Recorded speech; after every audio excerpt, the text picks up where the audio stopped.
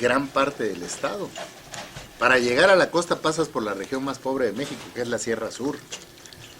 Las costas de Guerrero y de Michoacán, ahí donde está la delincuencia organizada, cerca de Aguililla, toda la costa, es hermosísima, pero no está desarrollada. ¿Sí? Entonces, si tú hubieras hecho una autopista, en lugar del Tren Maya, una autopista por esos 4 estados, cruzas además pura sierra.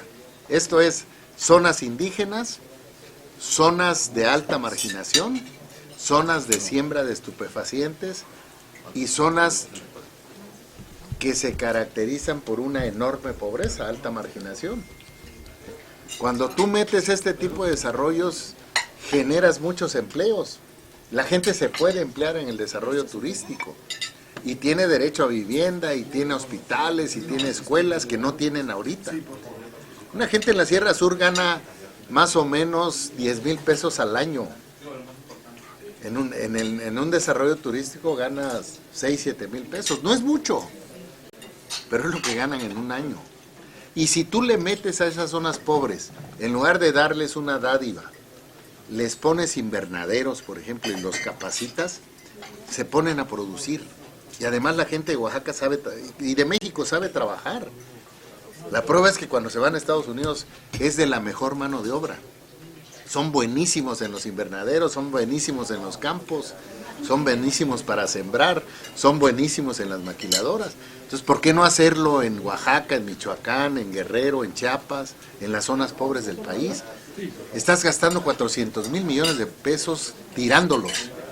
Hazles proyectos productivos que tengan una duración, para que la gente empiece a producir, se incorpore a la economía, gane más dinero y tenga más posibilidades de desarrollo, con todo el respaldo del gobierno. No es quitarles los apoyos, pero hay que darles trabajo en lugar de darles una mensualidad. Entonces, me parece que está agotada esa política de desarrollo social que tiene el gobierno de la República, ¿no? Y ya venía agotada desde el PAN y desde el PRI, cada vez crece más la pobreza. Gracias a ti. ¿No se parece que el negocio de los políticos es generar? Gracias, suerte. ¿Vale?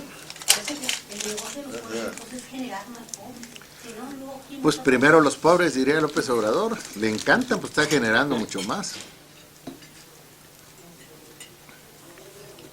A mí me parece que cualquier político mexicano, todos, nos debería dar vergüenza, ¿no? De tener la mitad de la población en la pobreza. No hemos tenido la visión para sacar a México de la pobreza.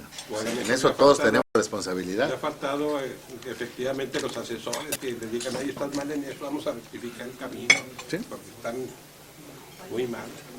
Los grandes observadores o con gran visión pues ven todo eso, errores que está cometiendo, Que se están haciendo. de falta de crecimiento, todo eso. Pero ¿por qué la voz populi sigue hablando de López Obrador con sus becas o sus pensiones a los viejitos? Fíjate, por ejemplo, porque el presidente es muy mentiroso y sabe mentir muy bien. Es el presidente más mentiroso de la historia. Y lo hace muy bien, sí le creen todavía, cada vez menos afortunadamente. Pero acuérdate que el presidente recibe un país muy enojado, ¿sí? Con una alta corrupción de gobiernos del PAN y de gobiernos del PRI. ¿Sí? Eso no demerita las cosas positivas que hizo el PRI y el PAN en el gobierno, sino lo negativo, que es lo que más resalta, ¿sí?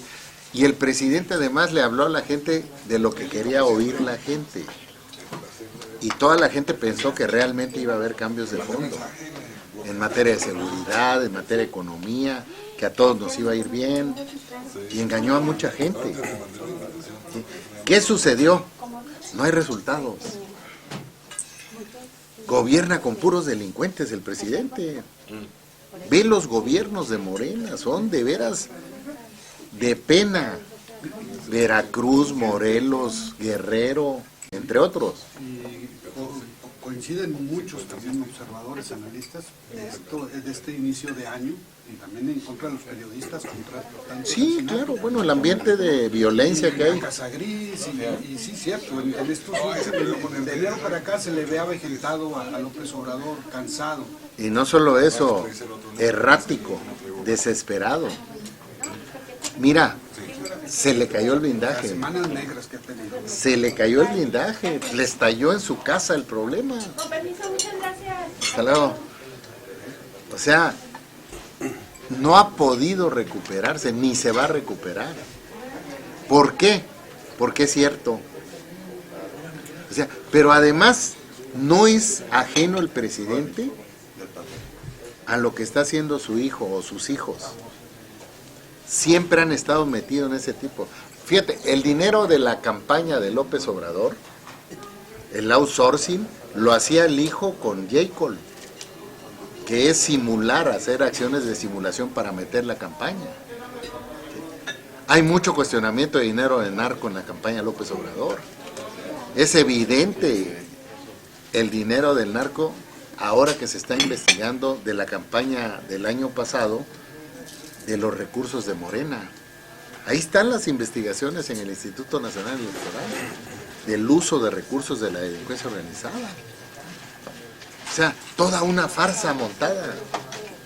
Pero con un pueblo enojado, desesperado, molesto con el PRI, con el PAN, pues obviamente le crees. ¿Cuál es el problema? Que casi 4 años después no hay resultados, la gente vio que no hay cambios, la gente sigue siendo pobre, hay más pobres, no hay resultados en seguridad, como nunca, la economía está tronando, hay una enorme recesión en el país, no hay resultados en educación, ahorita le va a pegar durísimo a la inversión privada en materia eléctrica, con banderas falsas ahí de nacionalismo, que porque la iniciativa privada las manejan mal y el gobierno la maneja bien, que le va a devolver la energía al país. El país, el 98% del país está electrificado. Y lo hicieron los neoliberales, ¿eh? No hay una sola presa que se esté construyendo ahorita como se construyeron en la etapa de los neoliberales que tanto hablan. ¿Sí? O sea, el 75% de la energía limpia del país, ¿sí?, de la energía limpia la produce Comisión Federal en las presas que construyeron los neoliberales. Entonces, ¿qué quiere hacer de la Comisión? ¿Otro monopolio? Para que no haya esta competencia. No tiene dinero la Comisión para invertir en energía eólica, en plantas de energía fotovoltaica. No tiene para construir presas. Pues si no hay y la iniciativa privada tiene, pues regula los precios, pero déjalos invertir. Además de que generan empleos la propia construcción de todas estas empresas y plantas. Y tú oyes el discurso. Por ejemplo, en Oaxaca se produce el 90% de la energía eólica del país, ¿no? Y el otro día tuve un debate ahí con una gente morena, y es el discurso de López Obrador, es que están saqueando. Y le dije, oye, le dije, yo, para empezar, soy del Istmo, y estudié el kinder, la primaria y secundaria en Juchitán, y conozco bien, y en ninguna planta eólica del Istmo hay subsidio del gobierno de la República, fue inversión privada. No, es que están saqueando el dinero del país porque pagan muy poco de renta. Son plantas que se establecieron hace 30 años, cuando estaban haciendo la inversión tenías que generar estímulos para que viniera la inversión. Si hoy están rebasados los precios, siéntate y negocia nuevos precios, fórzalos a que negocien nuevos precios, pero no canceles la inversión privada. Es como si en el metro hay inseguridad y en lugar de meter policía y seguridad, desapareces el metro, ¿no? Eso es lo que está haciendo el presidente con la energía limpia, con la inversión privada. Y no es nada más modificar la Constitución. ¿Quién va a pagar todas las inversiones que se hicieron? Porque les tienes que pagar. Te van a llegar denuncias internacionales. Pues eso no importa, pues que lo pague México. El clásico priista del siglo pasado. Eso es el presidente. Bueno, y con este libro que viene usted a presentar, ¿es para despertar conciencias en cuanto a todo esto? Sin duda es para denunciar lo que no está funcionando, que el presidente en cada mañanera está mintiéndole al pueblo de México, es para hablar de resultados que no está teniendo el presidente en las diferentes materias, aunque él desvía mucho la atención en otros temas. Por ejemplo, la revocación de mandato, desde mi perspectiva, es una desviación de los principales problemas del país. Es evidente que se está cayendo en las encuestas, el presidente va de caída, no, ya no se va a levantar de esta, ya sus aliados o aliados coyunturales ya están titubeando, ya están viendo qué es lo que sigue, ¿sí?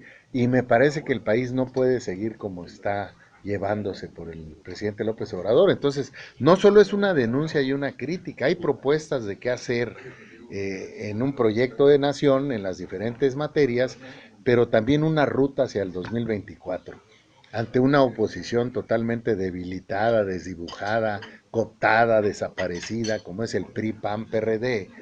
Yo le apuesto mucho a las candidaturas independientes en todos los niveles, candidaturas independientes para presidentes municipales, diputados locales, gobernadores, diputados federales, senadores y la propia presidencia de la República, ¿no? Entonces,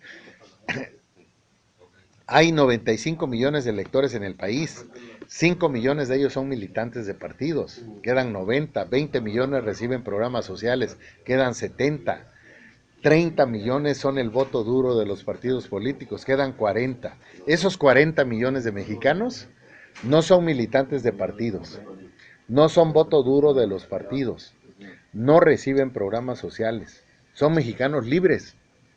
Ellos pueden decidir el destino de México y de ahí pueden surgir muchas candidaturas independientes. Entonces, ¿qué es el recorrido? Presentar el libro, denunciar la sarta de mentiras que en la mañanera el presidente diario le da a los mexicanos, es denunciar sus estrategias de desviar la atención nacional de los principales problemas, pero es también plantear una alternativa para derrotarlo en el 2024 a cualquiera de las corcholatas que él imponga, Y en ¿no? base a eso, hace tiempo vino también Andrés Manuel a presentar un libro. ¿Persigue usted el mismo fin político que...? Bueno, mira, yo soy político, estamos platicando, aparte de la presentación del libro, nosotros tenemos reuniones con la iniciativa privada, con organizaciones sociales, obreras, campesinas, organizaciones empresariales, con profesionistas, y les planteamos esta posibilidad de candidaturas independientes. Hay una enorme simpatía, es una enorme posibilidad en tiempos de crisis. Esto es en el mundo de los partidos políticos, ¿sí? La alternativa de las candidaturas independientes es importantísima para generar un cambio en el país y estoy convencido de que sí se puede, ¿no? Entonces usted sí sigue ese fin político. Sí, vamos a estar caminando, te repito, yo pienso en una enorme candidatura en todos los niveles, no solo es una, me parece que han cometido errores quienes han ido solo a una candidatura presidencial, por eso no ha dado resultados y no ha habido una crisis tan profunda en partidos políticos como hoy la está viendo, ¿no? ¿Y este libro dónde lo podemos conseguir? ulisesruiz.com y lo bajan de forma gratuita. Abre la página y de inmediato puedes bajar el libro en el celular, en la computadora, en el iPad. Es de forma gratuita porque queremos que lo conozcan los mexicanos y conozcan la propuesta. Señor, pero ¿cómo hacerlo? Porque la marca está muy posicionada, bueno, al menos aquí en la comarca lagunera, la marca de Andrés Manuel López Obrador está muy posicionada. No todos los sectores están de acuerdo, pues, según lo que usted está comentando, las mañaneras han servido de distractores, pero la población en general, según los sondeos que nosotros hemos hecho, están realmente casados con la marca. Todavía, a mí me parece que cada día despierta más la gente. Veo a un presidente muy errático ya, le golpeó mucho el que lo hayan agarrado con las manos en la masa, la corrupción de su familia, de los funcionarios, la falta de resultados, lo tienen desquiciado y eso lo va a hacer que cometa más errores. A él le preocupa mucho el posicionamiento en las encuestas, no los problemas de México. Y bueno, ya hay muchas voces, incluso de él mismo, de simpatizantes de él, que ya no están de acuerdo con él. Entonces se está cayendo, lo que él pensaba que era permanente, resultó que no. Yo creo que va en caída libre. Es normal que el presidente esté posicionado, está en el tercer año. Y sobre todo porque ahorita, bueno, aquí en la comarca lagunera se han registrado los espectaculares, que también Sí. el INE ya emitió una orden de retiro y no se han hecho al respecto. No le importa al presidente cumplir con la ley. El presidente va a amanecerse el 11 de abril y va a descalificar al INE y va a decir que tuvo la culpa de la baja participación, ¿sí? Y va a decir que la mayoría de la gente que votó, votó por él. Es un oxígeno. Eso te refleja la desesperación del presidente de apoyarse en lo que ya no puede él por los malos resultados en el gobierno, ¿no? Entonces, está cambiando mucho el país. Y así como se ha mantenido, bueno, la calificación que tiene el presidente en el tercer informe es la misma que tenía Peña Nieto y Calderón y Fox. Entonces, ya va decaído, se cayó 14 puntos en los últimos 2 meses y parece que no se detiene. Y bueno, pues ¿cómo se va a detener, hombre? Pues es evidente la enorme corrupción de su gobierno y de su familia. O sea, le pasó lo que a Peña. Y al momento de señalar los periodistas, pues ahí está el resultado, ¿verdad? Bueno, la persecución que trae contra ustedes es impresionante. El clima de violencia que hay en el país sale de la boca de la mañanera. O sea, esa crispación que hay cuando tiene la obligación el presidente de unificar a los mexicanos es cuando más los está dividiendo.